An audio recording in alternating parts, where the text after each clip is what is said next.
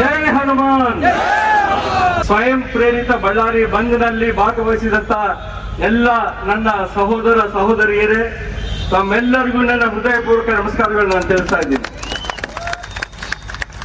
ಇವತ್ತು ಬಾಂಗ್ಲಾದೇಶದಲ್ಲಿ ನಡೀತಾ ಇರುವುದು ಪ್ರತಿಯೊಬ್ಬರು ನಾವು ವಾಟ್ಸಪ್ ಅಲ್ಲಿ, ಸೋಷಿಯಲ್ ಮೀಡಿಯಾದಲ್ಲಿ, ಟಿವಿಗಳಲ್ಲಿ ನೋಡ್ತಾ ಇದ್ದೀವಿ. ನಮಗೆ ಒಂದೇ ಒಂದು ಅನಿಸ್ತದೆ, ನರೇಂದ್ರ ಮೋದಿ ಸಾರ್ ಅವರು ಸರ್ಜಿಕಲ್ ಸ್ಟ್ರೈಕ್ ಮಾಡಿದ್ರು ಪಾಕಿಸ್ತಾನ ಮೇಲೆ. ಅಲ್ಲಿ ನಮ್ಮ ಸೈನಿಕ ಒಬ್ಬರು ಅಭಿನಂದನ್ ಅಂತೇಳಿ ಅವರು ಅಲ್ಲಿ ಸಿಗಾಕೊಂಡಿದ್ರು. ಅವ್ರನ್ನ ವಾಪಸ್ ಕಳಿಸ್ಲಿಲ್ಲ ಅಂತಂದ್ರೆ ಬೇರೆ ರೀತಿ ಇರುತ್ತೆ ಅಂತೇಳಿ ಒಂದೇ ಒಂದು ಮಾತು ಹೇಳಿದ್ರು. ಅರ್ಧ ಗಂಟೆಯಲ್ಲಿ ಅವರು ನಮ್ಮ ಭಾರತ ದೇಶಕ್ಕೆ ಬಂದರು. ಈಗ ಬಾಂಗ್ಲಾದೇಶ ಅವರಿಗೆ ಒಂದು ವಾರ್ನಿಂಗ್ ಕೊಟ್ಟು ನಮ್ಮ ಹಿಂದೂಗಳ ಮೇಲೆ ದೌರ್ಜನ್ಯ ಆಗ್ತಾ ಇದೆ, ಇದೇ ಕಂಟಿನ್ಯೂ ಆದ್ರೆ ಪರಿಸ್ಥಿತಿ ಬೇರೆ ಇರುತ್ತೆ ಅಂತೇಳಿ ಒಂದು ಮಾತು ಅಂದ್ರೆ ಅವರೆಲ್ಲ ಸಪ್ಪಗಾಗ್ಬಿಡ್ತಾರೆ. ಗೊತ್ತು ಅವ್ರಿಗೆ ನಮ್ಮ ಶಕ್ತಿ ಏನನ್ನೋದು ನಮಗೆ ಗೊತ್ತು. ಒಂದು ವೇಳೆ ಸೈನ್ಯ ಬೇಡ, ನಮ್ಮನ್ನು ಕಳಿಸ್ಲಿ, ನಾವೇ ಹೋಗೋಣ. ಯಾರು ಬರ್ತೀರಿ? ಕೈ ಎತ್ತರಿ. ಎಲ್ಲರೂ ಬರ್ತೀರಿ, ಎಲ್ಲರೂ ಹೋಗೋಣ. ನಮ್ಮ ಹಿಂದೂ ಹೆಣ್ಮಕ್ಕಳನ್ನ ಗಂಡ್ಮಕ್ಕಳನ್ನ ನಾವೆಲ್ಲ ಸೇಫ್ ಮಾಡ್ಕೊಳ್ಳೋಣ. ಅದಕ್ಕೆ ಯೋಗಿ ಅವ್ರು ಹೇಳ್ತಾರೆ, ಬಟೇಗ ತೋ ಕಟೇಗ ಅಂತ, ಏಕ್ ಹೈ ತೋ ಸೇಫ್ ಹೈ ಅಂತ ಹೇಳ್ತಾರೆ. ಹೌದಾ? ಮಹಾರಾಷ್ಟ್ರದಲ್ಲಿ ಚುನಾವಣೆಯಲ್ಲಿ ಹೆಂಗ್ ಗೆದ್ದೀವಿ ನಾವು? ಏಕ್ ಹೈ ತೋ ಸೇಫ್ ಹೈ ಅಂತೇಳಿ ಗೆದ್ದಿದ್ದು. ಹೌದಾ? ಎಲ್ಲರೂ ಹಿಂದೂಗಳು ಒಂದಾಗಿ ಭಾರತೀಯ ಜನತಾ ಪಾರ್ಟಿ ಪರವಾಗಿ ಓಟ್ ಹಾಕಿ ಅಲ್ಲಿ ನಮ್ಮ ಪಾರ್ಟಿನ ಅಧಿಕಾರಕ್ಕೆ ತಂದ್ರು. ಅದೇ ರೀತಿ ನಾವೆಲ್ಲರೂ ಒಗ್ಗಟ್ಟಾಗ್ಲಿಲ್ಲ. ಈ ಕುಲ ಆ ಕುಲ, ನಮ್ಮ ಮುಖ್ಯಮಂತ್ರಿ ಆಗಿದ್ದಾರೆ, ನಮ್ಮವರು ಇವರು ಆಗಿದ್ದಾರೆ, ಉಪಮುಖ್ಯಮಂತ್ರಿ ಆಗಿದ್ದಾರೆ, ನಮ್ಮವರು ಮಂತ್ರಿ ಆಗ್ತಾರೆ ಅಂತೇಳಿ ಹೋದ್ರೆ ನಾಳೆ ನಮ್ಮ ಪರಿಸ್ಥಿತಿ ಕೂಡ ಬಾಂಗ್ಲಾದೇಶದ ಪರಿಸ್ಥಿತಿನೇ ಆಗುತ್ತೆ. ಈಗ ವಕ್ಫ್ ಬೋರ್ಡ್ ಆಗ್ತಾ ಇದ್ದಾರೆ. ಈ ಹೊಲ ನಮ್ದು, ಆ ಹೊಲ ನಮ್ದು. ಗವರ್ಮೆಂಟ್ ಜಾಗ, PWD ಜಾಗ ಬಿಜಾಪುರಲ್ಲಿ 70 ಎಕರೆ ಇದ್ರೆ ಆ 70 ಎಕರೆ ನಮ್ದೇ ವಕ್ಫ್ ಬೋರ್ಡ್ ಜೊತೆ ಹೇಳ್ತಾ ಇದ್ದಾರೆ. ಅಂದ್ರೆ ಮುಂದೆ ಪರಿಸ್ಥಿತಿ ಏನು ಅಂತ ಆಲೋಚನೆ ಮಾಡ್ಬೇಕಾಗಿದೆ ನಾವೆಲ್ಲ. ಹಾಗಾಗಿ ನಾವೆಲ್ಲ ಹಿಂದೂ, ನಾವೆಲ್ಲ ಒಂದು, ನಾವೆಲ್ಲ ಬಂಧು ಅಂತೇಳಿ ಅನ್ಕೊಳ್ಳಿಲ್ಲ ಅಂತಂದ್ರೆ ಮುಂದೆ ಕುಲ ಕುಲ ಅಂತೇಳಿ ನಾವು ಕುಲದ ಹಿಂದೆ ಹೋದ್ರೆ ನಮ್ಮ ಪರಿಸ್ಥಿತಿ, ಬ್ರಿಟಿಷರು ಏನ್ ಮಾಡಿದ್ರು, ನಮ್ಮನ್ನ ಡಿವೈಡ್ ಮಾಡಿ ರೂಲ್ ಮಾಡಿದ್ರು. ಈಗ ಡಿವೈಡ್ ಆಗಿ ನಾವು ಮುಂದೆ ಬೇರೆಯವರಿಗೆ ರೂಲಿಂಗ್ ಕೊಟ್ರೆ ನಮ್ಮ ಪರಿಸ್ಥಿತಿ ಕೂಡ ಬಾಂಗ್ಲಾದೇಶದ ಹಿಂದೂಗಳ ಪರಿಸ್ಥಿತಿ ಹಾಗೆ ಆಗುತ್ತೆ. ಹಾಗಾಗಿ ಇವತ್ತು ತಾವೆಲ್ಲ ಬಹಳ, ನನಗೆ ನಿಜವಾಗ್ಲೂ ಬಹಳ ಖುಷಿ ಆಗುತ್ತೆ. ಸ್ವಯಂ ಪ್ರೇರಿತರಾಗಿ ಬಹಳ ಮಂದಿ ಬಂದ್ ಮಾಡಿದ್ದಾರೆ.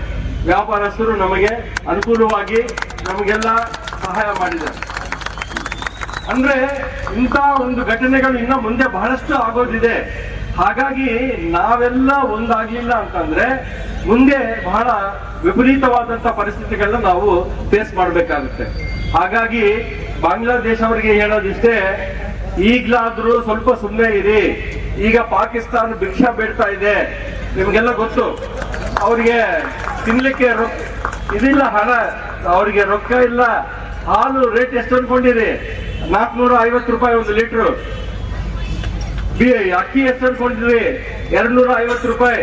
ಪೆಟ್ರೋಲು, ಡೀಸೆಲ್ ಯಾವ್ದು ಸಿಗ್ತಾ ಇಲ್ಲ. ಈಗ ಅವ್ರು ಹೆಂಗಂದ್ರೆ ಇನ್ನು ನಮ್ಮ ದೇಶದ ಮೇಲೆ ಬಹಳ ಮಂದಿ ಡಿಪೆಂಡ್ ಆಗಿದ್ರು. ಕಳ್ಳ ನೋಟುಗಳು ಪ್ರಿಂಟ್ ಮಾಡಿ ನಮ್ಗೆ ಕಳಿಸ್ತಾ ಇದ್ರು, ಅದ್ರ ಮೇಲೆ ಡಿಪೆಂಡ್ ಆಗಿದ್ರು. ಯಾವತ್ತು ಮೋದಿ ಸರ್ ನೋಟ್ ಬ್ಯಾನ್ ಅಂತ ಅಂದ್ರು, ಅವರೆಲ್ಲ ಬ್ಯಾನ್ ಆಗ್ಬಿಟ್ರು, ಮಲ್ಕೊಂಡ್ಬಿಟ್ರು. ಎಷ್ಟು ನೋಟುಗಳಿದ್ದು ಅಂತಂದ್ರೆ 500,000 ರೂಪಾಯಿ ನೋಟುಗಳು ಒಂದು ಕೋಟಿ ಮುದ್ರಣ ಮಾಡಿ ರೆಡಿ ಇಟ್ಕೊಂಡಿದ್ರು ಪಾಪ. ಯಾವತ್ತು ನವೆಂಬರ್ 8ನೇ ತಾರೀಕು ರಾತ್ರಿ ನಮ್ಮ ಜನರನ್ನು ಉದ್ದೇಶಿಸಿ ಪ್ರಧಾನಮಂತ್ರಿ ಮಾತಾಡಿದ್ರು ನರೇಂದ್ರ ಮೋದಿ ಅವರು, ನೋಟ್ ಬ್ಯಾನ್ ಅಂದ್ಕೊಳ್ಳೇನೆ ಅವರೆಲ್ಲ ಕೈಗಳೆಲ್ಲ ಬ್ಯಾನ್ ಆಗಿ ಆರಾಮಾಗಿ ಮಲ್ಕೊಂಡ್ಬಿಟ್ರು. ಅಂದ್ರೆ ಅತ್ಯಂತ ಕನಿಷ್ಠವಾದ, ಅಂದ್ರೆ ಬಹಳ ಸೀರಿಯಸ್ ಆಗಿ ಆಕ್ಷನ್ ತಗೊಳ್ಳಿಲ್ಲ ಅಂತಂದ್ರೆ ನಾವು ಬಹಳ ಕಷ್ಟದಲ್ಲಿ ಬೀಳ್ತೀವಿ.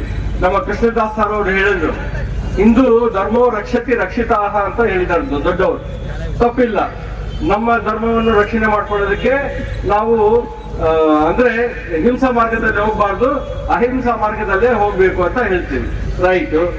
ಈಗ ನಮ್ಮ ಮೇಲೆ ದೌರ್ಜನ್ಯಗಳು, ನಮ್ಮ ಮೇಲೆ ದಬ್ಬಾಳಿಕೆಗಳು ಆಗ್ತಾ ಇದ್ರೆ ಅಹಿಂಸಾ ಅಹಿಂಸಾ ಅಂತೇಳಿ ನಾವೇನು ಮಹಾತ್ಮ ಗಾಂಧಿಗಳ? ಮಹಾತ್ಮ ಗಾಂಧಿ ಹೋದ್ರು, ಈಗ ನಮ್ಮ ನಾಥುರಾಮ್ ಗಾಡ್ಸೆ ಅವರು ಬರ್ಬೇಕೀಗ. ನಾವೆಲ್ಲ ಬಂದ್ರೇನೆ ನಮಗೆಲ್ಲ ಉತ್ಸಾಹ ಬರೋದು, ನಾವೆಲ್ಲ ಮುಂದಿನ ದಿನಗಳಲ್ಲಿ ನಮ್ಮನ್ನ ನಾವು ರಕ್ಷಣೆ ಮಾಡ್ಕೊಳ್ಳೋದು, ನಮ್ಮ ಎಲ್ಲ ಹಿಂದೂ ಧರ್ಮವನ್ನ ನಾವು ರಕ್ಷಣೆ ಮಾಡ್ಕೊಳ್ಳೋದಕ್ಕೆ ಆಗುತ್ತೆ. ಇಸ್ಕಾನ್ ಟೆಂಪಲ್ ಅವರು ಬಾಂಗ್ಲಾದೇಶದಲ್ಲಿ ನೆರೆ ಬಂದಾಗ, ಈ ಬೇರೆ ಬೇರೆ ಕ್ಷಾಮ ಬಂದಾಗ ಅವ್ರಿಗೆಲ್ಲ ಊಟ ಹಾಕಿ ಮಲ್ಕೊಳ್ಳೋದಕ್ಕೆ ವ್ಯವಸ್ಥೆ ಮಾಡಿ ಎಲ್ಲ ಮಾಡಿ ಕೊಟ್ರೆ, ಈಗ ನೀವು ಅವ್ರ ಮೇಲೆನೆ ತಿರುಗಿ ಬೀಳ್ತೀರಿ ಅಂತಂದ್ರೆ ನೀವು ನಂಬಿಕೆ ಅರ್ಹರಲ್ಲ. ನೀವು ಯಾವತ್ತೂ ಕೂಡ ನಂಬಿಕೆ ದ್ರೋಹ ಮಾಡೋ ನೋಡ್ತಾ ನಾವೇನು ಬಳೆಗಳು ಹಾಕೊಂಡಿಲ್ಲ. ಬಳೆಗಳು ಹಾಕೊಂಡಿದ್ರೆ ನಾವು ಸುಮ್ಮನೆ ಕೊಡ್ಬೋದು. ನಾವು ಬಳೆಗಳು ಹಾಕೊಂಡಿಲ್ಲ. ಮುಂದಿನ ದಿನಗಳಲ್ಲಿ ತಕ್ಕ ಪಾಠ ಕಲಿಸಲಿಲ್ಲ ಅಂತಂದ್ರೆ ಕೇಂದ್ರ ಸರ್ಕಾರ, ನಾವೆಲ್ಲ ಮುಂದಿನ ದಿನಗಳಲ್ಲಿ ಬಾಂಗ್ಲಾದೇಶಕ್ಕೆ ಬೇಕಾದ್ರೆ ಪಾದಯಾತ್ರೆ ಮಾಡ್ಕೊಂಡು ಹೋಗಿ ನಮ್ಮ ಹಿಂದೂಗಳನ್ನ ನಾವು ಕಾಪಾಡ್ಕೊತೀವಿ ಅಂತ ಹೇಳಿ ಕೂಡ ನಾನು ಹೇಳಲಿಕ್ಕೆ ಇಷ್ಟಪಡ್ತೀನಿ. ಹಾಗಾಗಿ ನಾವೆಲ್ಲರೂ ಇವತ್ತು ಬಂದಿದ್ದಂತ ಐಕ್ಯತೆ ಇನ್ನು ಮುಂದಿನ ದಿನಗಳಲ್ಲಿ ಕೂಡ ಯಾವುದೇ ಸಂಸ್ಥೆ, ನಮ್ಮ RSS ಆಗಿರ್ಬೋದು, ಭಾರತೀಯ ಜನತಾ ಪಾರ್ಟಿ ಆಗಿರ್ಬೋದು, ABV ಆಗಿರ್ಬೋದು, ನಮ್ಮ ದೇಶಭಕ್ತ ನಾಗರಿಕರ ವೇದಿಕೆ ಆಗಿರ್ಬೋದು, ಪ್ರತಿಯೊಬ್ಬರು ಕೂಡ ಇದರಲ್ಲಿ ಸಕ್ರಿಯವಾಗಿ ಪಾಲ್ಗೊಂಡು RSS ಪ್ರತಿಯೊಂದು ಓಣಿಯಲ್ಲಿ ಕೂಡ ಹೋಗ್ಬೇಕು. ಪ್ರತಿಯೊಬ್ಬ ಹಿಂದೂ ಮನೆಯಲ್ಲಿ ಕೂಡ RSS ಅಲ್ಲಿ ಒಬ್ಬರು ಮೆಂಬರ್ ಆಗ್ಬೇಕು ಅಂತ ಹೇಳಿ ಕೂಡ ನಾನು ಈ ಮೂಲಕ ತಮ್ಮಲ್ಲಿ ವಿನಂತಿ ಮಾಡ್ಕೊಳ್ತಾ ಇದ್ದೀನಿ.